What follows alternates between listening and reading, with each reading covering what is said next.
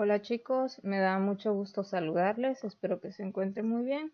En la clase de hoy vamos a continuar viendo lo que es la etapa administrativa de organización y vamos a terminar de definirla, ¿sale? La organización define y orienta el trabajo en el interior de la empresa, por lo que el principal objetivo es ayudar que las metas de la empresa tengan un significado y sean importantes para todos sus miembros, contribuyendo a incrementar la eficiencia organizacional. Como aquí lo menciona, es importante que nosotros, pues, de acuerdo a las metas, los objetivos y todo lo que nosotros posteriormente nos hayamos planteado en la primera etapa del proceso administrativo, pues nos ayuden de manera pues puntual, por decirlo así, a ganar eficiencia en nuestro trabajo. Lo que se busca es que nosotros cumplamos metas, cumplamos objetivos, pero de acuerdo a una buena disciplina, a una buena calidad y sobre todo de forma eficiente. O sea, no hacerlo rápido, sino hacerlo a un buen ritmo, pero tratando de fallar pues lo menos que se pueda, ¿no? Los otros objetivos de la organización. Se deben establecer los departamentos o áreas funcionales especializadas de la empresa. En este caso, pues nosotros en un hospital, hablando de administración en enfermería, pues ya las áreas ya están determinadas. Por ejemplo, las áreas que nosotros podemos encontrar en un hospital, pues puede ser hospitalización, selle, tococirugía, lo que es ultrasonido, urgencias, ¿qué más? ¿Qué más? ¿Qué más? ¿Qué más? Lo que es el pabellón de hombres, de mujeres, hay medicina interna, nefrología, etcétera. O sea, hay muchos departamentos o áreas en las cuales nosotros pues podemos distribuir a todos lo que son los pacientes, ¿no? Lo segundo que menciona aquí es que debemos definir jerarquías, las que determinan el grado de autoridad y las responsabilidades inherentes a cada nivel de la empresa. Es importante que nosotros, como lo mencionamos en la clase anterior, pues definamos directamente lo que es jerarquías, delegar responsabilidades y pues sobre todo destinar quienes pueden tener este tipo de pues de facultades y quienes no. O sea, cuando nosotros jerarquizamos o ponemos una jerarquía en un lugar, nosotros vamos a tener la certeza de que una persona va a estar a cargo de otras y cada quien va a saber las funciones a las cuales tiene la responsabilidad de pues solucionar. Cuando tú delegas responsabilidades, ya es importante saber, o ya tú sabes, en el momento en el que alguien no está cumpliendo una función. Y si no se está cumpliendo esa función, tú sabes con qué persona ir o cuál es la persona indicada en ese momento para poder, por ejemplo, llamarle la atención o poder saber qué está pasando y por qué no se está cumpliendo esa función, ¿no? La tercera, definir qué labor debe desempeñar cada uno de los miembros de la organización mediante la elaboración de descripciones y perfiles de puestos. Realmente es lo mismo que pues mencionábamos en la parte anterior, que mediante pues las responsabilidades o el cargo que tenga cada persona es el tipo de trabajo que él va a elaborar y por las cuales igual se va a pedir un perfil para poder realizar ciertos trabajos. Por ejemplo, el área de urgencias no vamos a meter a personas que sean, por ejemplo, especialistas o tengan muchos cursos o muchos congresos o una especialidad en selle. ¿Por qué? Porque entonces estaríamos quitando en algún momento dado alguna de las responsabilidades que ellos pudieran desempeñar de forma magnífica en el área de selle. ¿Sale? Nosotros, por ejemplo, en urgencia necesitamos enfermeros generales, pero de mayor calidad. Nos encantaría tener, por ejemplo, enfermeros que fueran urgenciólogos o que tuvieran alguna especialidad, una maestría, un doctorado, algo relacionado con lo que es el área de urgencias, como RCP, o sea, aunque sea cursos básicos, ¿no?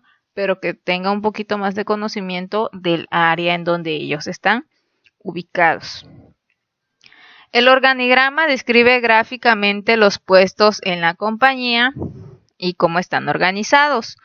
Muestra un retrato de la estructura de mandos y las diversas actividades que realiza cada persona. Y por ejemplo, aquí ustedes están viendo un organigrama. Este organigrama pues se hace, por ejemplo, para ver los niveles de administración. Están a veces de esta forma así organizadas por capas, de forma pues horizontal, y ya hacia la parte de abajo es donde se van pues desglosando, por decirlo así, todos los niveles, jerarquías y todo lo que nosotros tenemos en nuestra empresa. Por ejemplo, este es un ejemplo nada más, ¿no? Pero la persona que está en la parte de arriba es la persona de mayor mando. Por ejemplo, en nuestro hospital, pues es el director o la directora del hospital.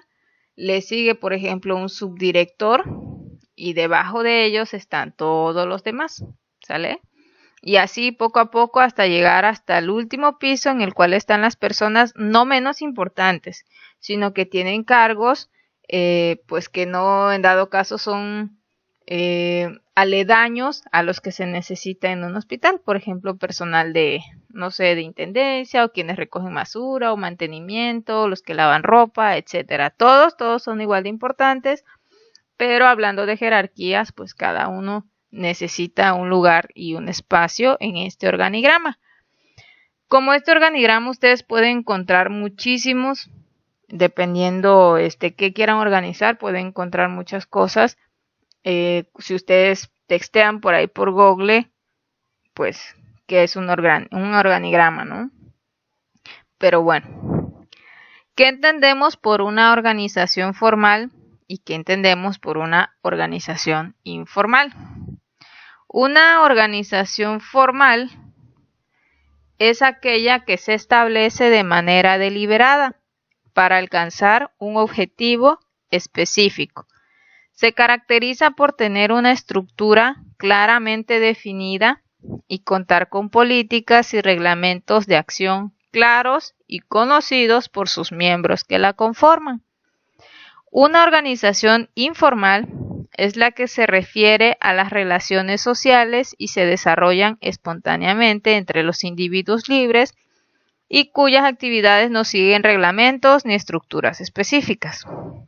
Bueno, basando esto que les estoy mencionando de una organización formal e informal, imagínense ustedes cuál nosotros tenemos que poner, por ejemplo, cuál nos sería a nosotros útil para poner a prueba o para implementarlo en un hospital.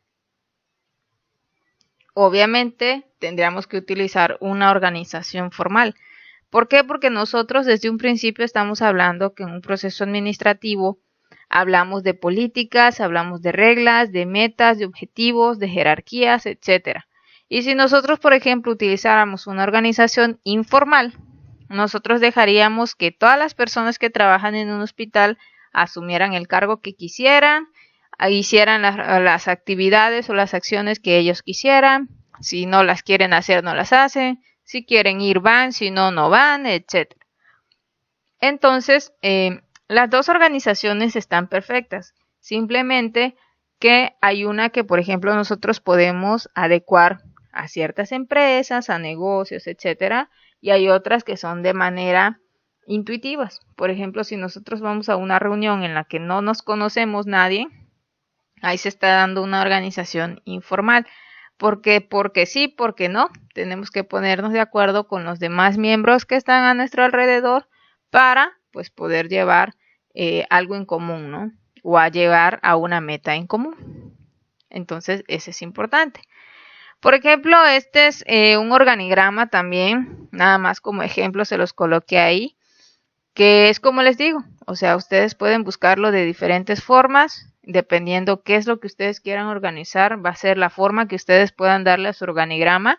Y bueno, aquí vemos una organización formal, vemos que hay alguien que es la máxima autoridad y vamos que van viendo delegándose pues responsabilidades otros y los últimos, ¿no? Que son los subordinados, o sea, las personas que tienen menos acciones o menos funciones en nuestra empresa, ¿sale? La estructura organizacional vertical es aquella caracterizada por una línea de mando angosta y muchos niveles jerárquicos. Lo anterior implica que existen muchos niveles entre los administradores de mayor jerarquía y los de más bajo nivel. Un tramo de control es el número de subordinados quienes reportan directamente a un ejecutivo o supervisor. La autoridad es el derecho legítimo a tomar decisiones y a decir a la gente qué hacer. La autoridad reside en los puestos más que en las personas. Y efectivamente, alguien que tiene la autoridad de hacerlo no son todas las personas. Muchas personas pueden decirte qué hacer. Por ejemplo, en un hospital, muchas personas o muchos compañeros pueden decirte qué hacer. Sin embargo, hay una sola persona que tiene en sí la autoridad para decirte y tienes que cumplir con eso que esa persona te está diciendo. ¿Sí? Entonces, es a una sola persona a la que nosotros tenemos que hacerle caso, por decirlo así, en pocas palabras, y no confundirlos.